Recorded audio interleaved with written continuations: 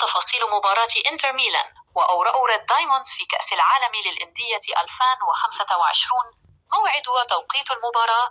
التاريخ: السبت 21 من يونيو 2025. التوقيت: 10 مساء بتوقيت مصر والسعودية.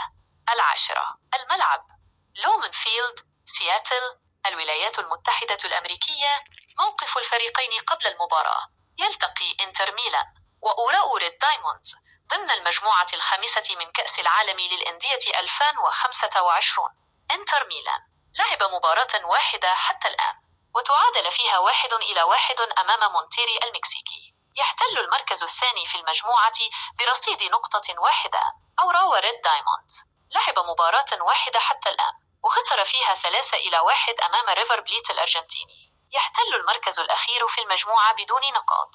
تحليل فني للمباراة: تعتبر هذه المباراة حاسمة لكلا الفريقين، خاصة لأوراوا ريد دايموندز الذي يبحث عن نقاطه الأولى في البطولة لتجنب الخروج المبكر.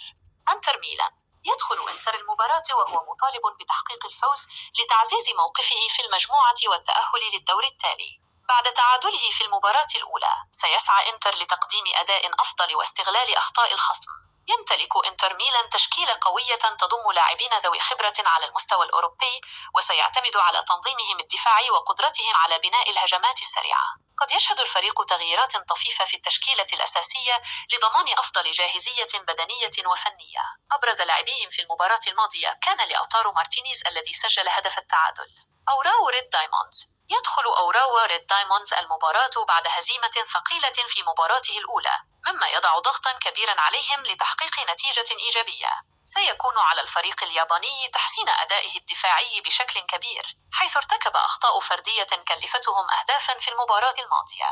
على الرغم من الخسارة، تمكن أوراق من تسجيل هدف من ركلة جزاء، مما يدل على وجود قدرة هجومية لديهم. من المتوقع أن يعتمد الفريق على التنظيم الدفاعي واللعب على الهجمات المرتدة، مع محاولة استغلال أي فرص تسنح لهم. لاعبهم الأبرز في المباراة الماضية كان يوسوكي ماتسو الذي سجل هدفهم الوحيد.